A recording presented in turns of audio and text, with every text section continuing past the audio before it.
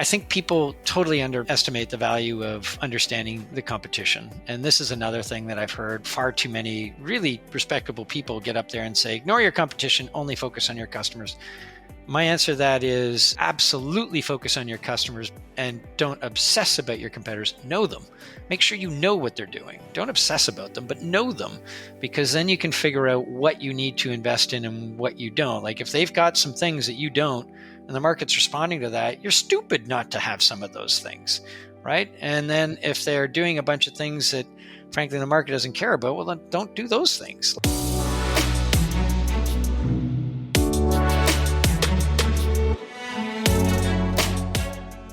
Welcome to Entrepreneur's Handbook Podcast, where we share inspiring startup stories with practical takeaways for you, the listener.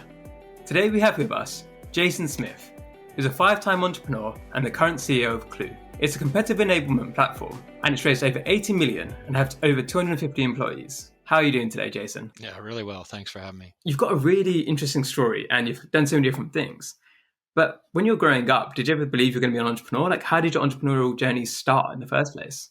Yeah, a lot of it's by necessity, by accident, maybe by naivete. Like in the early days, I was the kid that needed money. So my parents said, go figure out how to make that. So you whip out the lawnmower and you try and convince your neighbors to cut their lawn and you make a little money on that.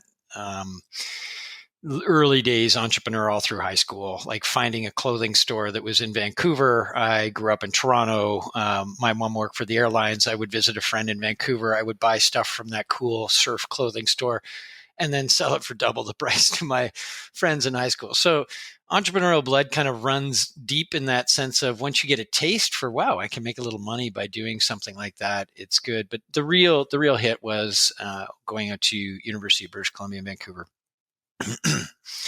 And graduating from UBC and realizing that maybe this internet thing would be interesting. And I was just geeky enough and with a geeky enough friend that we thought, let's hang a shingle and see where it goes. And, and then we brought another friend in. So we did all the things that you're not supposed to do, go into business with your friends with no money and really no idea how to do anything right on an entrepreneurial basis. It was shiny business degree is what we had. So almost by accident. And then what gets interesting is the expectations are really low on you. Nobody expects you to do anything and basically give it up within 6 months and then work somewhere else. And so you start to just kind of kick the can and see where it goes. And then when one thing leads to another, it kind of gets exciting. And then you get addicted and you look for more and more and more of it. So I'm going to say by accident and doing a couple things wrong. And then you taste what a little bit of success looks like, and then you want to repeat it. And you mentioned as well before how you were an entrepreneur before it was cool.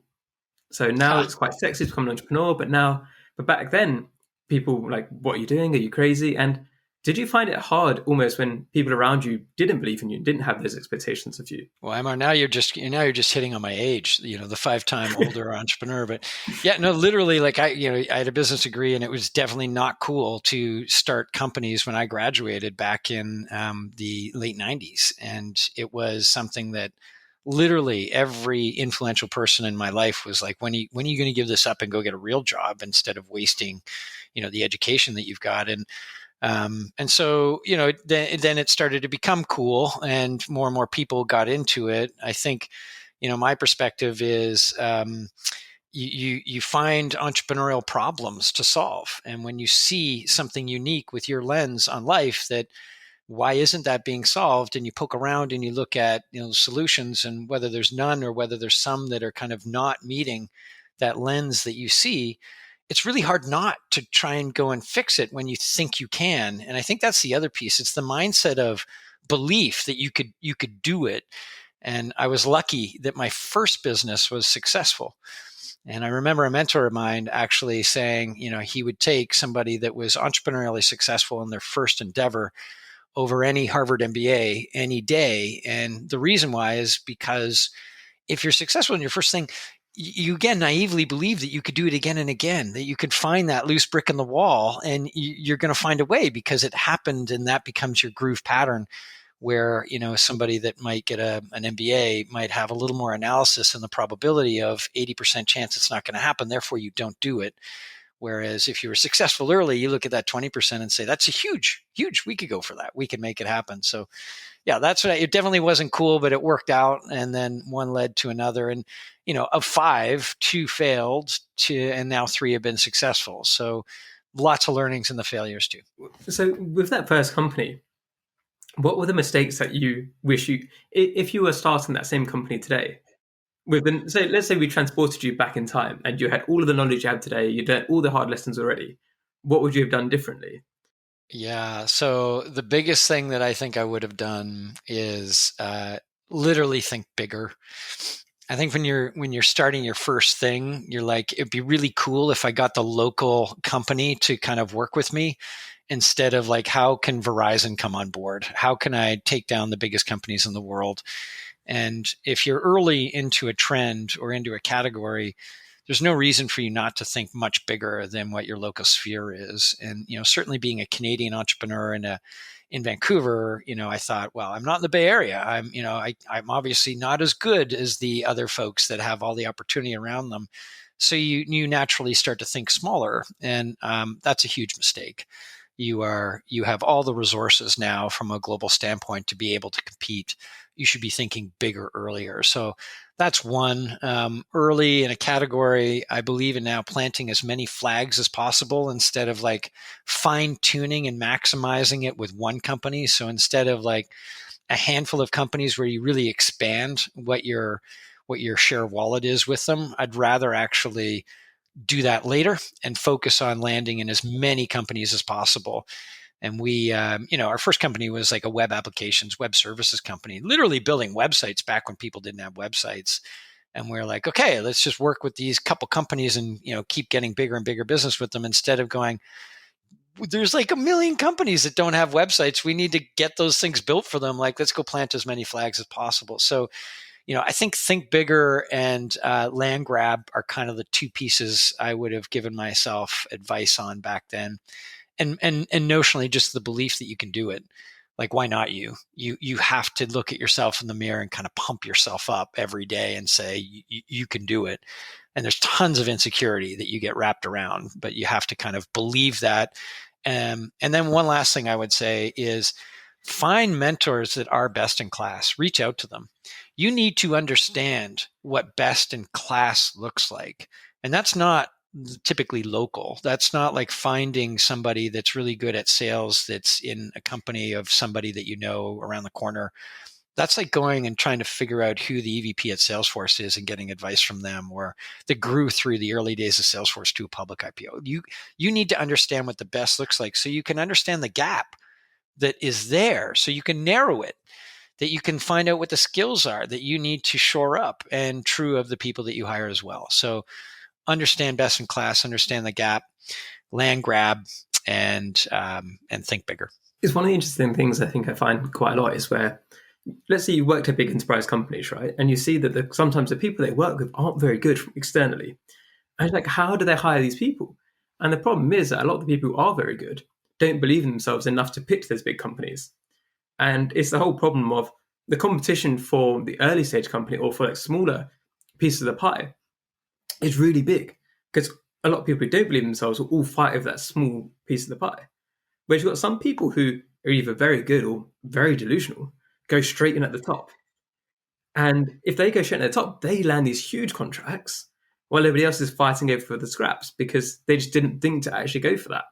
And what's the worst that can happen is that you get a no. And is that if you don't, is that the whole thing you miss 100, like all of the shots that you never take. And it's one of the things that I try to encourage people as well to do, because they're trying really, really hard for something that's not that big. And it's like, why are you trying this hard? When it's like, why don't you expand that? Why don't you go for somebody further ahead? And with your next company, was that one of the ones that was successful or one of the ones that failed? That was a failure. That was done with, I shouldn't go too deep into it, but a couple Harvard MBAs based in the Bay Area. Let me just pick up on a point that you made there. I think it's really interesting. To me, the finesse is understanding the confidence layer. You just need to start to believe in yourself. And so there's a lot of self-talk that goes with that. And there's a lot of like pump up that you need to be able to walk into a meeting and feel like you can own it instead of being deferential on everything. And then when you're building an early business, you can't always just elephant hunt. You do need a couple of the smaller players. My point is you just shouldn't stay there and think that's good enough, that you should aspire to something bigger and mentally talk track yourself into what that bigger is. And the more you get mentors that have had success with, say, whatever that next level is, the more you realize that they're actually not that far apart and that you can narrow that gap. And that gives you increased confidence. So early days, you're still going to have some minnows. You can't just purely elephant hunt, but yeah, it's the talk track of confidence and finding how to narrow that gap. With that confidence, obviously, if your second company failed, what did that do to your confidence? Because you still went on and built more companies, right? So you must have had the confidence to still believe you could do it. That was to juxtapose. So literally my first company was like two of my university friends that, one's an English degree, one's a finance degree. None of us had any entrepreneurial experience. We put $5,000 in a pot, bought a Mac and started cold calling. Like that was the first business and one thing led to another. Now, largely a services business, so you can grow and scale it based on every client that you add. But that grew to 100 people and got acquired by a very large telco that wanted to build web applications. So it was a great outcome for naive kids, trying to crank on something. So there I am, having done something with the local kind of Vancouver Canadian scene.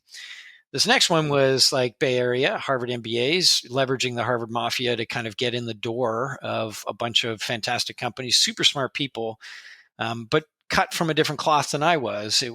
I was very much, we'll find a way. And I think, the business schools teach you to be more probabilistic on your approach. So the networks were there, but the mindset was just a little different, probabilistic versus we'll find a way. And I think if you're going to be a successful entrepreneur, you're going to have to grind and you're going to have to find a way and you're going to have to be against the odds. And there's going to be times when you show up at a networking event, you tell people what you do and people look the other way because you're some tiny little startup that nobody cares about. And you can't let that get to you. You got to let that fire you up. You got to get that motivation from that to get through the next grind layer and find the loose brick in that wall. And if you have conviction and have a perspective on something, then very often there is a loose brick. Now, I'll counter that by saying, in this case, for this failed company, there needed to be milestones by which we judged where do we fold it, and we'd raised, money and decided to give that money back. I mean, it was kind of dot-com melt, days like 2002. So it was super early. So there was economic headwinds that made it more realistic. But no matter what, you need these milestones. Like when you're starting a company, I have like a bit of a cliffs and elevator mindset. Like it's not like this, it's step functions that you're taking. And each time you reach the end of one of those bridges, you're either going up an elevator, or you're dropping off a cliff. And the cliff is like time to shut her down. And the elevator is like, awesome, I found the awesome technical co-founder. Awesome, we got our first 10 customers and they look like they're going to stick. Whatever these, or a funding event. Those are like the elevators that you take up. So I see a journey in all of those, and you need to evaluate at the end of each of those steps to decide, do I keep going or not? And in this case, it was pretty clear that I didn't have the founding team and we had probably the wrong idea and nobody had the conviction to pivot into something new or the idea even. So it was time to shut it down. Yeah. And then, so with your journey, so we've got success, failure. What's the next three? So obviously the fifth one we know is still going. So the journey on the third one was, I'll call it failure, but it was kind of mediocre success. We got it to a couple $1 million in revenue. So I was really big into the sport called Ultimate Frisbee, and I was very passionate about it. And I thought everybody in the world was going to play Ultimate. And we built a brand that was going to be emblematic of the sport. Much the way that Burton was emblematic of snowboarding and Rose was snowboarding, we thought we could be emblematic of the Ultimate as Ultimate Rose. So anyway, we had a whole bunch of like literally physical products like gear, team gear, cleats, etc.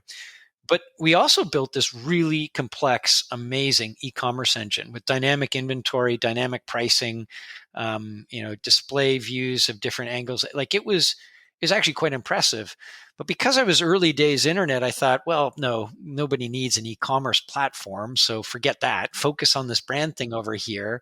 Meanwhile, that was the huge opportunity. There were so many small companies looking for a dynamic e-commerce engine. Obviously, Shopify came and did it really well after that. But I was blind to what that big opportunity was based on my previous experience of being early web guy going, well, e-commerce is done. GeoCities and early Yahoo things, they've got that covered. And nobody liked it. And I didn't realize that. I thought it was done. And so my learning there was make sure you keep your eyes on all of the opportunities. Don't be totally blinded with the initial idea and pure conviction that you're not looking up and at different opportunities. It could be a slight pivot. And two, don't make the assumption that if something was done in the past, that the market is satisfied with it. You really need to look at how broad that satisfaction is or shallow, and you might have new opportunities there. So that was that was the next one, and it's still going. It's still running, but we'll call that a failure because it was never going to properly scale. And then let's get up to the modern day, right? So, fourth company. What's the biggest lessons from the fourth company? The fourth company was, I wasn't a founder. I joined when it was 8 people. I ran sales and marketing initially, and then 30 months later became president. And so it was about kind of online surveys, kind of competitor to Qualtrics and to some extent SurveyMonkey, but more like getting a group of people together to understand what their opinions are in this kind of community and constantly talk to them on behalf of brands. And it grew from, like, when I joined 8 people, I left it at 600 people, it got to $100 million, real business, lots of money raised, great valuation. But what I learned there was there were other competitors in the market that took more funding and were capitalizing on this change in a faster way. They had a better product, they had better momentum, they created a flywheel that kept spinning, and they passed us. And when they passed us, there was no looking back. And now they're the $20 billion public company, and this company kind of missed its window. It's still a decently successful company, but it's not the crazy outcome that we saw these other folks come and do, and we were early in that market. So, I had a couple learnings there. One was there's huge value in the focus that you have as a business. If you get too scattered, you end up losing trajectory. And we got a little services heavy, product heavy. We weren't sure if we were a services company or a product company, and they were just clearly product and just went right through the middle with a great product entity. So focus.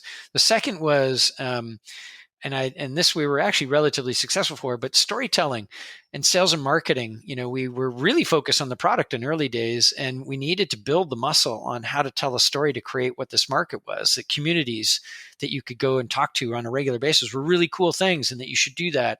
So there was evangelism required. There was getting on stage. There was papers. You needed to evangelize to create this market and storytell and build up sales and marketing muscle that was going to be really good. So you kind of needed the jazz musician more than you needed military precision. You needed somebody that was like creating the charismatic view of narrative of what the future could look like, and they could be part of it, instead of like hiring the Salesforce person that knows how to kind of hit it over and over and over again with military precision. So early days, we probably hired some folks that maybe were a little more military precision than the narrative storytelling or jazz musician types. And I think you need to be careful about that in the early period. So focus and storytelling.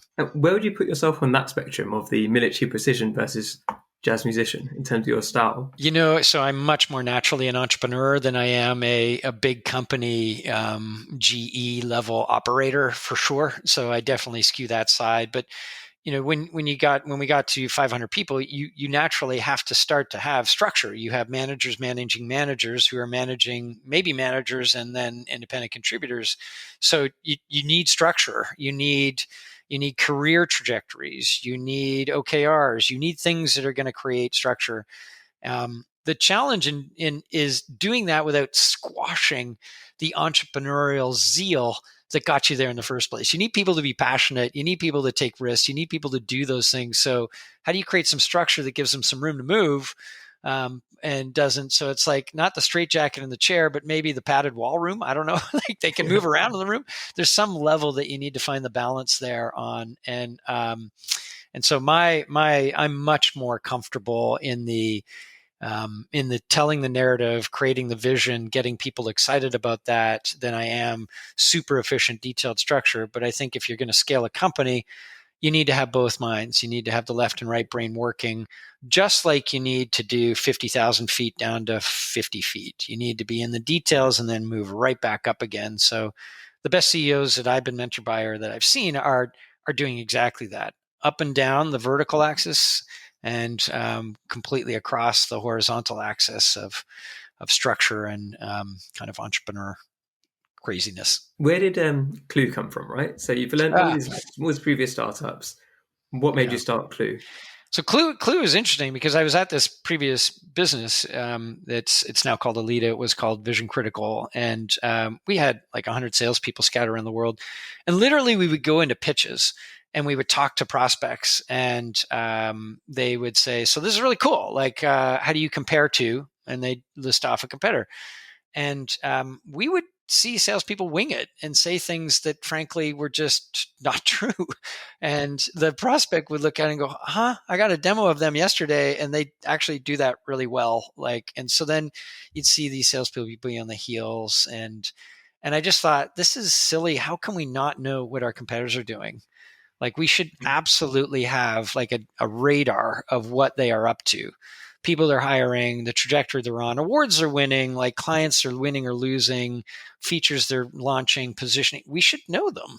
And so I tasked our product team with building an amazing like SharePoint site back in the day. And it was awesome for like 2 weeks and then got out of date and nobody went to it after that. And it was just, and then we went back to like email and kind of early days Slack, which was Yammer back then.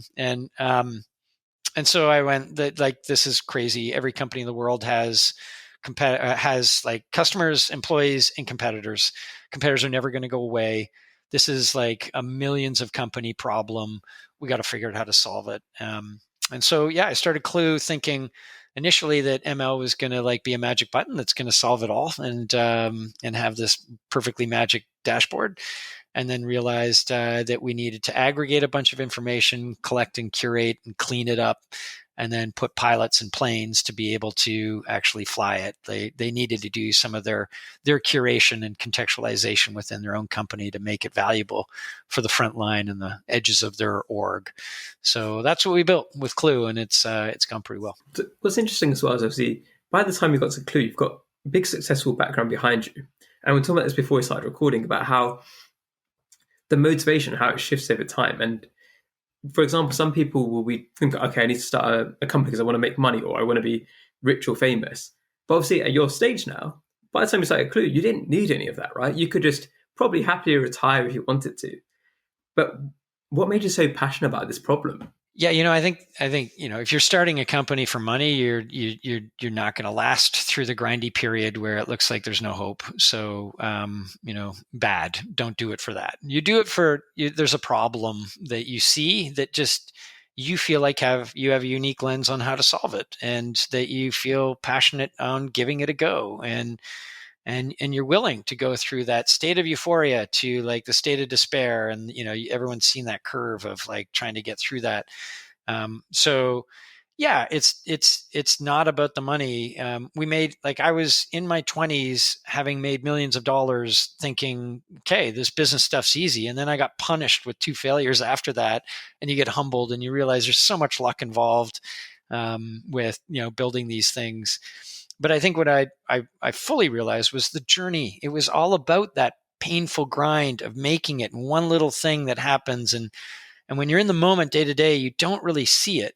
But when you put a board report together every quarter, or you look at the annual change, then you go, wow, there's a lot that we've accomplished. And so I get addicted to that. And I think if people really want to solve a problem, that's going to be their lens by which they dive into it and then suddenly realize they're in the deep end. And then they got to get comfortable with being in the deep end by recognizing that the grind is kind of part of it and it's part of the fun. And you find the crazy people that are going to join you in that journey. And you build your little ragtag army that turns into something that, can be a nation. And I think that's the journey that's really good. It's obviously a lot more fun when it's going well. The hard part is when you have to lay people off and it's not going well. And the thing that sees you through that is that addiction to this problem still needs to be solved, and it hasn't been. And I want to be the person to solve it. You mentioned there about layoffs and also just how important the team is, right? Because those are the people you're celebrating these little wins and these little highs with. At Klue, like, what did you do anything differently based on the experience you had? So you said about the jazz musicians versus the military precision, but how do you now all this experience build out and find those right people to help you enjoy the journey and make sure you're solving the problem correctly? So there's a couple learnings that I brought into this now fifth starter. And by the way, like if I know now 4,000 lessons, there's 6,000 mistakes that I haven't made that I'm just going to walk into next. There's a never ending pothole of mistakes that you're going to make. I just know some of the mistakes not to make anymore. The biggest one is for me, like people underestimate the value and even the term culture. Like culture just sounds like some kumbaya kind of airy fairy hug fest, and it so isn't. You're looking for people that you can rely on when the going gets tough. The people that are going to put, whatever they need to do on their back to get people up the mountain. That is what you really need in the early days, the believers, and that requires you as a founder to convince them of the potential in this, and for you to believe in them. And there's this subtle line from a management standpoint that isn't, I can give you really tough, candid feedback, transparency. We all talk about transparency. You can do that, but if you come across without caring first, you're more of a jerk than you are somebody building somebody up. So if you have this, I care about that person, I'm trying to give you this hard feedback because I want to make you better, they will feel that and respond to it really well. And that starts to create a reinforcing culture of like, give candid advice, starting with caring about that person first, versus giving candid advice that kind of is really about me being above you and squashing you and going, you figure it out. It's that doesn't work. So, broadly, culture is like a soft word that is so poignant and important in a business. Because if you get a core group of people that are like what you want to build as a DNA of a company, then that becomes the beating heart, and the whole organization will feed off of that. You will have the right bouncer at the door to figure out who should come into the club, and you make sure that club is hopping with the right people because that bouncer knows exactly what to look for in bringing the right people into your company. And it starts there from the hiring standpoint. And nailing your cultural values in the beginning, really hard to do. It's going to come from you as a founder, who you are and how you act. They're going to see it modeled in you. And then through that, it starts to spill onto paper and you write it down, and then you kind of massage them and feel like, it's not quite right. So like by no means do you need to nail it in the beginning, but you have to be intentional about the people that you want to bring in that are going to be emblematic of that beating heart of what your future organization is going to be. So culture, like 100%. The other thing in the early days lessons is like big companies can mess you up. And I was listening to some of the speakers that you've had before, and one of them was talking about how you just do what companies ask you to do from a feature standpoint. And I totally disagree with that. I think and it's really hard. Of course, you're going to have to respond to some of these big company needs. But if you are blindly being dictated and wagged by the tail, you're going to end up building something that works for a very small, select group of companies. And that's going to narrow your market. And particularly if you wanted to go in and be something that's going to be broad, that a lot of companies are going to use, and then you tailored it to exactly what Google needed, like you're just going to end up something that only Google-sized companies are going to use. And even then, maybe not. So I think as an early founder, you have to be like, here's where I think the market's going to be going, and get multiple inputs, including market inputs that aren't your customers, to make sure that you're not missing a beat on where it's going to go. And then respond, of course, from a revenue need to these bigger companies, but don't be dictated by them. They can mess you up. So looking at that, right, where do you think Klue is going to go, or where do you want Klue to be? What's the vision for Klue now? So you've already raised 80 million, you've scaled significantly, but there's obviously a lot more to come still. What is that? What should people be looking out for? Yeah. Well, thank you for giving me the opportunity to talk about it. I think, look, like, I think people totally underestimate the value of understanding the competition. And this is another thing that I've heard far too many really respectable people get up there and say, ignore your competition, only focus on your customers. My answer to that is absolutely focus on your customers and don't obsess about your competitors. Know them. Make sure you know what they're doing. Don't obsess about them, but know them, because then you can figure out what you need to invest in and what you don't. Like if they've got some things that you don't and the market's responding to that, you're stupid not to have some of those things, right? And then if they're doing a bunch of things that frankly the market doesn't care about, well, then don't do those things. Like figure out and so your competitors are just another input. And so my belief is that every company needs a system of record to understand what those companies are doing. And you're going to get inputs from tools like ours that are going to scrape piles of information on the web and bring it back for you, but also surface some of the stuff that your own employees know inside of Slack or a recorded call or Salesforce notes. And combining that internal, external is, I think, what's really gets interesting to provide the holistic perspective on how you approach your competitors, not just for salespeople, but for product teams. We had Nike using us for talent acquisition to understand how to hire against a Microsoft or an Amazon, understanding their cultures, understanding their salaries. So completely different than what we thought we had built Klue for. So I think, look, you're competitive everywhere. And if we can be a system of record for compete, it'd be pretty exciting. What excites you most about the journey to come, I guess? What I want to do is like at the end of the day, if you can build a company that actually really delights customers, like that they're stoked about using your product and they get meaningful value and it helps their business. That's the core reason why we all do it. We want somebody to use our baby there and go, oh, that was amazing. I couldn't get by without that. That's the core thing. The second thing is I really want a group of engaged employees. I want people to feel like they're working at a company that really respects them, provides meaning, and can elevate them. But not in like it's not a hug it out way. It's like a challenge you way. It's like, we're going to climb that mountain. It's going to be badass. It's going to hurt. You're going to have blisters. You're going to be sore. But are you in? And if you get the right people, they're in for that. And I want people to come and feel respected but challenged in their work. So if you get that balance of customers that are loving it and employees that are engaged, that's the best. That's why we do it. Thank you so much for coming on today. If people want to find out more about Klue and find out more about you, where should they go to? Yeah, so I'm Jason S. on Twitter, more active on LinkedIn. So /OneMoreSmith. You could just Google Jason Smith Klue. Klue's with a K, by the way. Klue with a C was taken. So Klue, Klue.com. Yeah, Klue.com for the company and Jason Smith on LinkedIn. You could reach out there. Perfect. Thank you so much for coming on. Happy to be here.